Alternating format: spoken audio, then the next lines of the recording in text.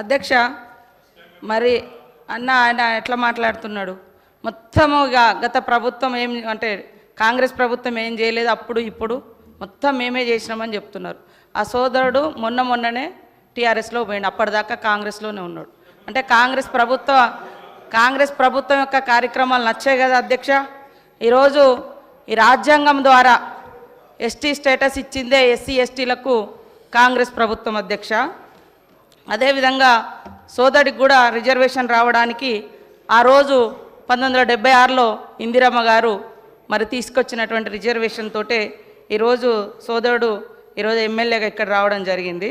ఇంకొకటి, గత ప్రభుత్వం మరి లోకల్ రిజర్వేషన్ కాంగ్రెస్ ప్రభుత్వం తీసేసిందనే విధంగా మాట్లాడారు. గతంలో జీవో నెంబర్ 3 తీసుకొచ్చి ఏజెన్సీ ప్రాంతాలలో ఐటీడీఎల్ ద్వారా వేలాది మందికి ఉద్యోగాలు ఇచ్చిన ఘనత కాంగ్రెస్ ప్రభుత్వంది. కానీ మీరు సరిగ్గా ఆర్గ్యుమెంట్ చేయక అది కోర్టులో పోయింది. మీరు ఇచ్చిన 10% రిజర్వేషన్ కూడా ఎలక్షన్స్ ముందు ఇచ్చారు, అది కూడా ఇవాళ కోర్టులోనే ఉంది సార్. కాబట్టి మాట్లాడేటప్పుడు కూడా కొంచెం ఆలోచించాలి. అదేవిధంగా పోడు భూముల చట్టం వందల సంవత్సరాలుగా అడవులలో బతుకుతున్నటువంటి అణగారిన ఆదివాసీ గిరిజన వర్గాలకు మరి పోడు భూముల చట్టం 2006 ద్వారా హక్కు కల్పించినటువంటి ఘనత శ్రీమతి సోనియా గాంధీ గారు యూపీఏ చైర్పర్సన్గా, అదేవిధంగా ఆనాటి ప్రధానమంత్రి మన్మోహన్ సింగ్ గారు సార్.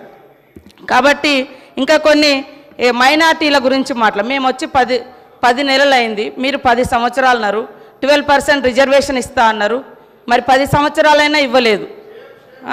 అది మీరు మాట్లాడాల్సిన అవసరం ఉంది సార్. అదే కాకుండా దళిత బంధు పేరుతోటి మోసం చేసినామన్నారు.